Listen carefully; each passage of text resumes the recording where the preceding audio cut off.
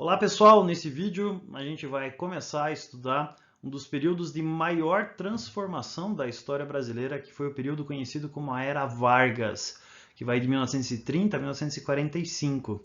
E nesse vídeo agora eu vou explicar como que o Getúlio Vargas subiu ao poder através da Revolução, que é chamada de Revolução de 30.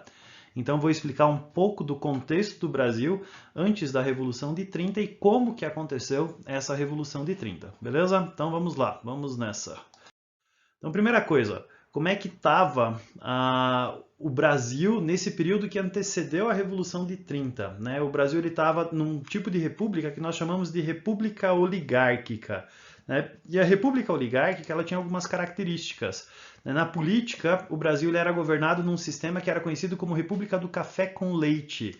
Café com leite significa que dois estados, São Paulo e Minas Gerais, como aparece na chartzinha ali em cima, né, eles dividiam o poder entre eles. Então, uma hora o presidente era de São Paulo, uma hora o presidente era de Minas Gerais, uma hora o presidente era de São Paulo, uma hora o presidente era de Minas Gerais. Então, esse sistema, né, ele era conhecido como a República do Café com Leite.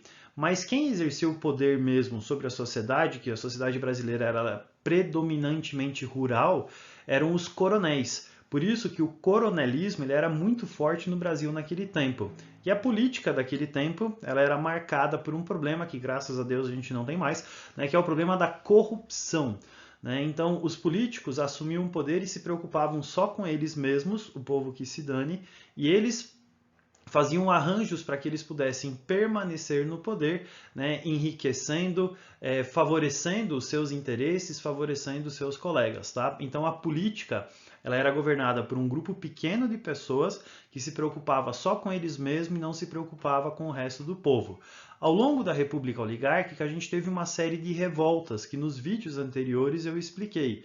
Você teve revoltas messiânicas, que são aquelas revoltas de cunho religioso, canudos e contestado, revoltas sociais ou urbanas, da vacina, revolta da chibata, o movimento do cangaço, que era um movimento de banditismo, onde é que os cangaceiros depois foram transformados em heróis pela literatura de cordel, o tenentismo, que foi uma revolta militar contra as repúblicas oligárquicas e até uma revolta cultural, que se manifestou aí na Semana da Arte Moderna. Ou seja, o período da República Oligárquica foi um período cheio de manifestações, cheio de revoltas, cheio de insatisfações em várias esferas diferentes. E além disso, uma grande mudança que aconteceu no Brasil, ela é decorrente da Primeira Guerra Mundial. Claro que o Brasil participou da Primeira Guerra Mundial de uma maneira muito pequena, né? A gente participou mandando médicos e participando da Batalha das Toninhas, né? Se você ainda não assistiu o vídeo sobre isso, assista lá. Então, mesmo que a nossa participação na Primeira Guerra Mundial tenha sido muito pequena, a Primeira Guerra Mundial ela trouxe algumas transformações importantes para o Brasil. E a principal transformação foi que, por causa da Primeira Guerra Mundial, o Brasil começa a se industrializar. Ele começa um processo maior de industrialização. E como decorrência disso, o Brasil começa a se urbanizar mais. E como as cidades começam a crescer e a população urbana começa a crescer, surgem dois grupos sociais novos na sociedade brasileira, que é a classe média urbana e o proletariado, são as pessoas que trabalhavam nas fábricas, os operários. Então o que acontece aqui? Você tem uma república oligárquica que exerce o poder através do coronelismo e que manda nas pessoas principalmente no campo, na sociedade rural. Mas com a Primeira Guerra Mundial você tem o surgimento da cidade, você tem o crescimento da cidade. E nessa cidade você tem o surgimento de grupos de pessoas, como a classe média urbana e o proletariado, que não está sujeito ao poder do coronel e que também não se vê representado nesse poder político. Então esse grupo novo aqui, ele estava insatisfeito com a política, ele não se via representado pelos políticos e também não estava sujeito ao poder dos coronéis. Então, grandes mudanças estavam acontecendo aqui no Brasil. E uma outra mudança que a gente teve, ela é decorrente da crise de 29.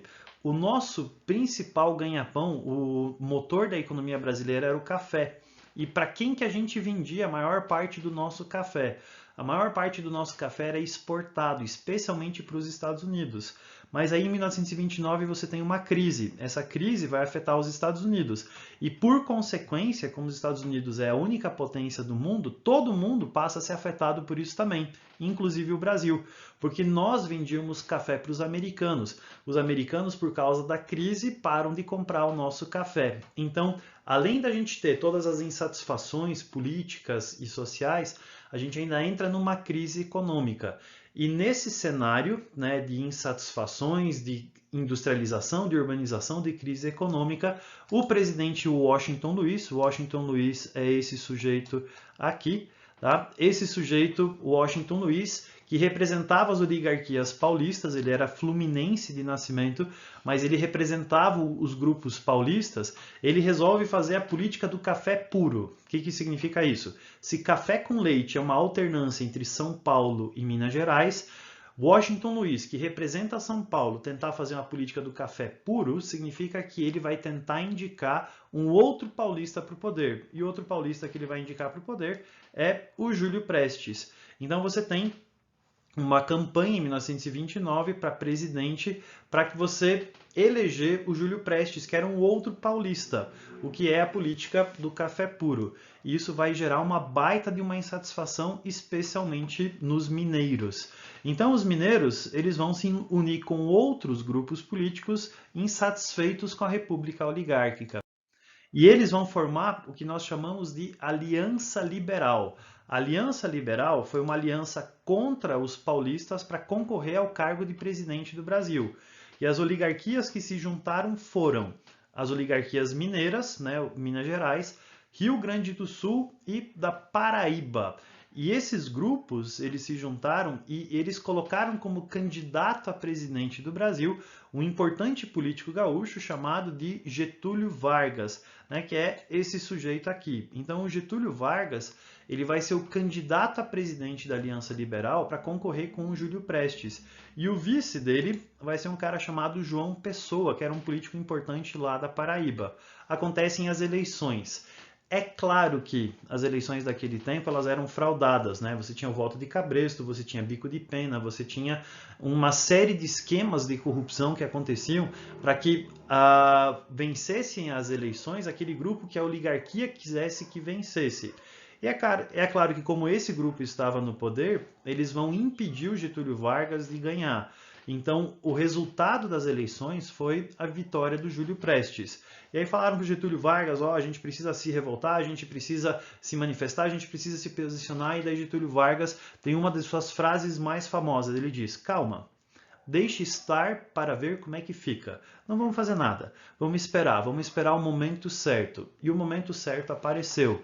João Pessoa, que era candidato a vice-presidente, ele, por causa de uma encrenca interna lá na Paraíba, ele acaba sendo assassinado. Inclusive, você tem o jornal, né, desse lado aqui, você tem o jornal que mostra que o João Pessoa, lá na Paraíba, ele acaba sendo assassinado.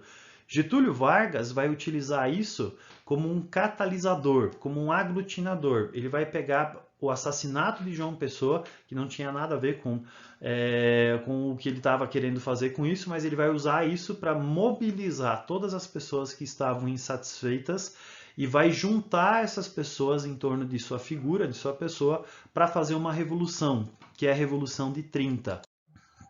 Então, o que aconteceu? Getúlio Vargas vai utilizar o assassinato de João Pessoa como um grande catalisador. Ele vai juntar um monte de grupos insatisfeitos. Entre esses grupos, os principais que se destacam são os tenentes. Então, dentro do exército, você já tinha uma insatisfação com a política. Essa classe de oficiais ela vai se juntar a Getúlio Vargas, o exército inclusive vai rachar, então você tem um grupo que apoia o governo, tem outro grupo que vai apoiar Getúlio Vargas e a Revolução, tá? Então o exército vai acabar se dividindo, a classe média urbana vai apoiar a Revolução de Getúlio Vargas e as oligarquias dissidentes, por exemplo, os mineiros, né, ou os gaúchos, vão apoiar essa revolução. E com essa revolução, com o exército rachado, praticamente parecendo que vai ter uma guerra civil aqui no Brasil, né, Getúlio Vargas consegue assumir o poder com essa Revolução de 1930. Qual que é a importância da Revolução de 30? Com a Revolução de 30, Getúlio Vargas ele assume o poder e é o início da Era Vargas. Então a Revolução de 30 ela marca o fim da República Oligárquica, tá? Então a República do Café com Leite acaba com a Revolução de 30 e a Revolução de 30 ela dá início a esse período tão importante da história do Brasil que a gente chama de Era Vargas. E no próximo vídeo eu vou explicar quais são as características principais que existiram do governo do Getúlio Vargas, né? Quais que foram os tipos de governo que ele teve e quais que foram as principais características dos governos do Getúlio Vargas. Beleza, pessoal? A Era Vargas a gente vê no nosso próximo vídeo. Abraço!